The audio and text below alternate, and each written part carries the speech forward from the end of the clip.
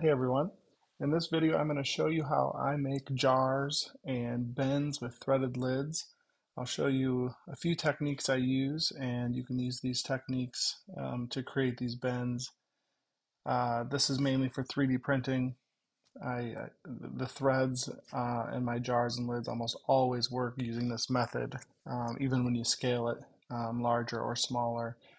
This just works really well, and hopefully you guys can pick up a few pointers. I am no expert at Fusion 360. I'm self-taught, so there might be easier ways to do things. There might be different ways to use things or do things, but this is just the way I do it. Um, and a note, I am using the educational license. I think the free version may have some stuff that you can't do, but I don't think it will affect this model at all. And again, this is unscripted video. I'm going to do it in one take. So if I fumble around or make some mistakes, bear with me, but hopefully this will go pretty easily. Okay, so let's cancel all that. Didn't mean to do that. See, I'm already making mistakes. Okay, so let's just make a very, very simple jar. And so I'm going to start with the cylinder here, and we'll pick this bottom plane here. And I'm going to start in the center, click and drag out, and we'll do 60 millimeters, hit enter, and then it's going to have you do the height, and we'll do 50 millimeters and hit enter. So there's just the basic shape of the jar. Now we're going to make the threaded portion. So I'm going to do another cylinder, and we're going to go on the top surface of the cylinder we already made. And so I'm going to click on that surface. And then I'm going to click on the center. And remember, this last one was 60, and I want 3 millimeters around the perimeter, the difference here. So I believe what I'll have to do is 54. And we'll do a height of 12. And all of this can be changed to your preference, but this is kind of what I do. And when we make the cylinder, we can join it with the bottom cylinder and hit OK. So let's click on this line, and you see we have 3 millimeters here. And this will end up being the bottom section of the jar and then the threaded section of the jar. And we're not going to hollow it out yet. First, we're going to make the lid. So there's a few ways you can make the lid, and I use both. But before I do that, let me kind of show you what we want. I'm going to make this jar with a 2 millimeter thick wall, and the lid will also have a 2 millimeter thick wall. And so I made this space 3 millimeters because I want 1 millimeter between the wall of the lid and the threaded wall here on the jar. So let's do the first way to make this. So we're going to do another cylinder, and we're going to click on this plane, and we're going to click in the center and then drag out to exactly here. And we don't want to cut this, we want to make a new body.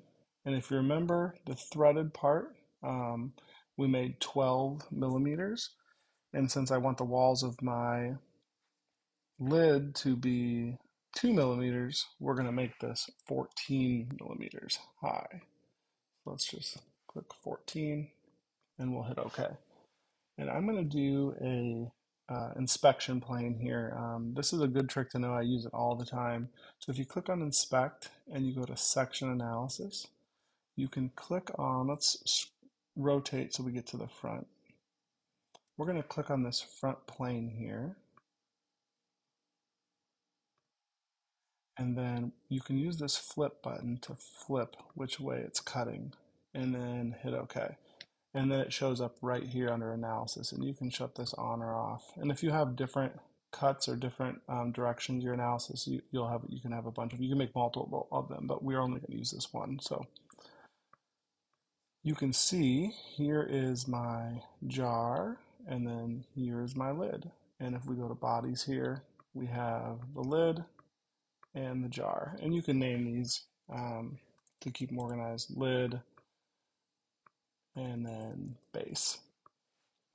Okay, so now we want to basically cut away the base section away from the lid. So if we hide the base, oops, I did that opposite. I named the lid, let's just redo this here. So this is the lid, and this is the base. Get away from that one here, lid.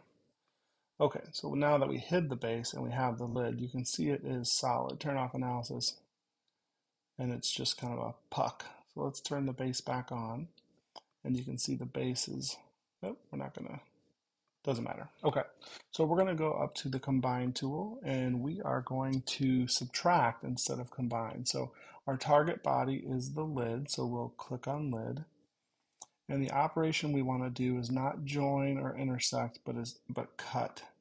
And we want to keep the tool because we want to keep the jar here. So we'll click keep tool, and now it wants me to select the tool body, which is the base. So we'll hit OK. And now it doesn't seem like anything happened, but we can hide the base, and now it hollowed out. Basically, it took this section of the threads and cut it away from the lid. So let's go back to analysis, turn that on, and we'll rotate around, and we'll turn the base back on, and we have no gap here. And you can see that this is 3 millimeters because it's filling up that space, and we want this to be 2 millimeters, so we have that millimeter gap. So let's turn off the base. And you can actually work with analysis on. You don't have to keep turning it off. Sometimes I keep it on just to kind of see what's happening here. So we're going to click on that inside edge, and we're going to go to modify and offset. And you can see this arrow is pointing inward. So if we offset by 1 millimeter, it'll actually get thicker. Now watch. See how it got thicker? So we wanted to go in the opposite direction. So we're going to hit -1 instead, and then hit OK. So now you can see we have 2 millimeters here, 2 millimeters here, and if we turn the base back on, now we have that gap. Okay, so I'm going to hide this lid and then give you another way to make the lid. Okay, so this kind of jumps into a different tab that maybe a lot of new beginners don't use, and that's the surface tab. It is a little bit tricky, and I'm definitely no master at this, but I've been using it enough to where I'm utilizing it a lot more than I used to. So we're going to go to ruled, which basically just takes an edge, and you can make a flat plane on it, or I guess a face, you'd call it, a surface. And we want to go, just like last time, we want to go 14 millimeters high, which will give us 2 millimeters above the threaded part of the space, and we'll hit OK. And then we can use this patch tool, which basically patches in an edge. So if I click on this patch tool and click on this ring here, it closes it up, and we'll hit OK. And then we shut the base off, and now we have two surfaces. We have the top and the little ring we made. And this is where it gets really easy. You can click on the inside edge of the disc here, and then inside edge of the surface, go to create and thicken. And you can see the arrows pointing in, so we're going to thicken by 2 millimeters. And when you thicken a surface body, it will turn into a solid body. So we can hit OK, and then there's that body. And then actually we can shift click and remove these surfaces because we don't need it. Okay, so let's go turn the base on and the analysis on, and there you go. We have the lid. Actually, the surface I have found is much faster than the last way I did it, but you have to be comfortable using the surface tools. Okay, let's go back to solid body. So now it doesn't matter what lid we choose because they're both identical. So I'm just going to remove the surface one. And let's turn analysis off. Okay, now that we have the lid made, we can focus on the base a little bit. So we're going to use a new tool, and that's the shell tool. And if you look at this little picture that pops up, it's basically hollowing out a shape. And so if you click on one surface, it's going to hollow everything out in this solid body, including this surface. So I'll kind of show you. And then I'll show you another example where we click on two surfaces and you can see what happens. So let's click on this surface because that's where the opening of the jar needs to be. We'll click shell and you can see the arrow coming in. So we want to hit, we can just type in 2 millimeters, which is right here. So we'll hit 2. And you can see it is made a 2 millimeter thick wall, and we'll hit OK. And so again, let's turn analysis on so we can see what happened. And there you go. It gave us a 2 millimeter wall around the whole jar. And I'll turn analysis off. Okay, let's go back. You can redo that by double clicking, and we'll exit this face. So we're kind of back to where we started. And if we click on this surface, oops, maybe I won't be able to do it on this. I'll hold shift. Okay, let me backtrack here a little bit. I'm going to delete this. It's not letting me do what I want to do. So let's click shell again. We'll click on this top surface and then we'll shift click on this bottom surface. So now you can see we have 2 selected. So now if I type in 2 and hit OK, now it shelled out the top and the bottom. Obviously we don't want that for our jar, so I'll delete that, but I just wanted to show you guys how that works. So let me delete that and let's just get back to what we were doing. So I'll click on that, hit 2 millimeters and hit OK. So let me turn analysis back on, because if we're going to 3D print this, we need to make some changes. Obviously a 3D printer is not going to print this edge very well, so we'll add a chamfer. So we'll click on that ring, and while we're at it, we might as well click on this bottom ring because it'll strengthen this corner up when we 3D print. And we'll hit chamfer, and let's see, 2.5 millimeters, not quite, 3 millimeters. Okay, so now you see that made that perfect edge here with 3 millimeters. And you may have to play around with that number depending on how thick your walls are and stuff like that. So, and we'll hit OK. So now when you 3D print this, it'll get to this layer and it can easily print this 45-degree angle. Okay, so we're getting close. Now we just need to do the threads. So let's turn analysis off. And to make threads, there are thread tools, a thread tool, and it actually does work pretty well if you set some tolerances correctly, but the way to do threads that always work is with the coil tool. And this will come into play. What I want you to remember is that we have a 1 millimeter gap here, and that's really important for how these threads are going to work. So let's turn analysis off, turn the lid off. Let's go to create coil. We want to create the coil starting here on this surface and working our way up. So we'll select this plane, and then now it wants us to draw the diameter of the circle of the coil. So we'll start in the middle again, click and drag out, and this edge, the outside edge of the threads is 54 millimeters. And I want to decrease that by 0.2. And you'll get why here in a second. So I'm going to make this 53.8. And now here are my huge coils. So we're going to have to do some changes here. So there's my diameter, 53.8. We'll just do 2 revolutions. The height, remember here, let's just switch this to new body.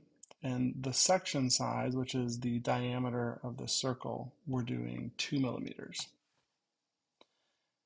And then the height, if you remember, the height of this threaded area, we made 12.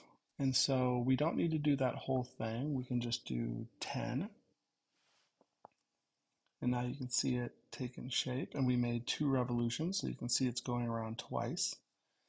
And then we have to remember these settings. So we have 10 millimeters, and we have 2 millimeters for the section size. So let's hit OK, and it's new body. We want to keep it on new body for now. We don't have to, but actually, you know what? Yeah, I do want to keep a new body. Okay, so here is a cool trick for doing it this way. You see we have a harsh edge here, and since I'm going to change this name here. So we'll do base threads so we can keep everything organized. So now I can click on the face of this thread and hit M for the move tool, and we can rotate this to kind of make this transition not so harsh on a 90. And I usually go 70 degrees, and then you can hit OK. And there you can see it gave it a nice little bevel. And you can do it for this one, but it's really not that important because it's at the end and nothing's going to be sliding into it or past it. So we'll just do it though. We'll hit 70. Okay, so now we can actually join these because this is exactly how we want it. And so let's go to combine, and our target body is the base. Our tool body is the threads, and we don't want to cut this time. We want to join, and we do not need to keep the tool body. So we'll hit OK. So you can see it got rid of that body, and now the threads are just part of the base. So let's turn the lid on here, and then let's turn analysis on. And you can see we have part of the thread started. Okay, now let's do the same thing for the lid, but it's going to be kind of the opposite of what we just did for the base. So we're still going to create those coils, but remember this time the coil is on the inside surface here, not the outside surface. So we'll create coil, click on this surface, click to the center, and we'll kind of it'll snap to that line. You see it says 56 millimeters, but we want to go 2.2 millimeters past. So we're going to do, I'm going to type in 56.2 and then hit enter. And you can see it right here, 56.2. It didn't remember my last selection. I'm not sure if there's a way to change that, but 2 revolutions, which is what we did last time. A height of, did we do 10 millimeters, I think? And then our section size was 2, and we are going to new body, and I believe that's right. So we'll hit OK. And I'm just rotating around, and we'll do the same thing with this transition. So we'll select the face. Make sure you're not selecting the edges and you're selecting the face, and we'll hit M for move, and we'll grab this little rotation, 70, and we'll hit OK. We'll do the same for this one. Grab the face, hit M for move, and rotate it 70. Hit OK. And now we can connect the threads to the lid. And so let's hit combine, and our target body is the lid. That's the main body. And our tool body is the thread. So we click on that, and then we don't want to keep tools, and we are joining. So we'll hit OK. And now we're back to lid and base.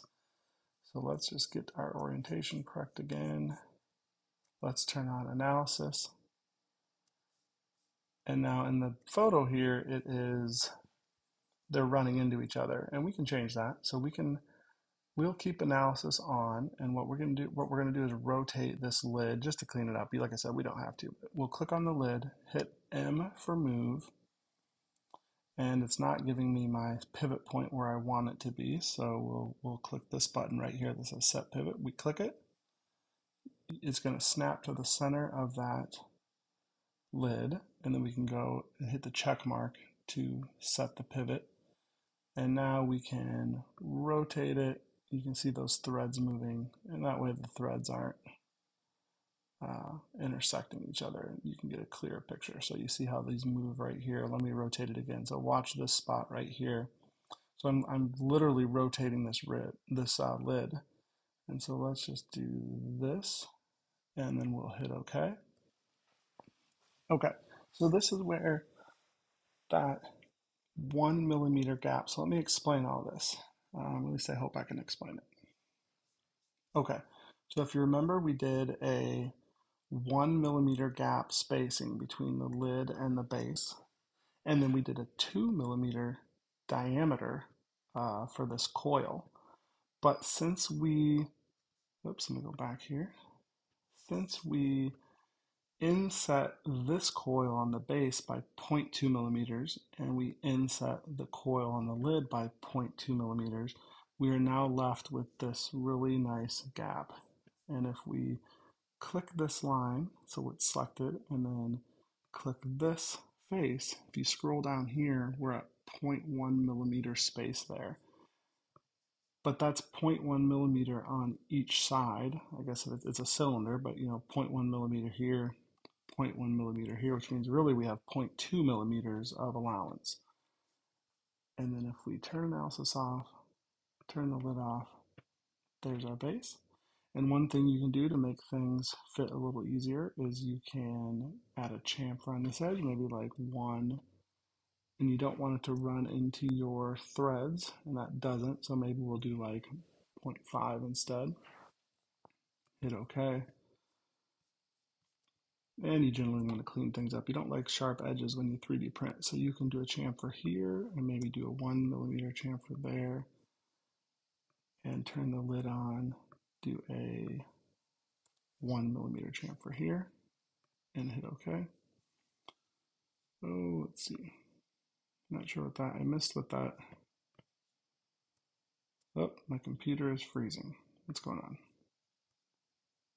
Let me do that chamfer again. Not sure what that error message was.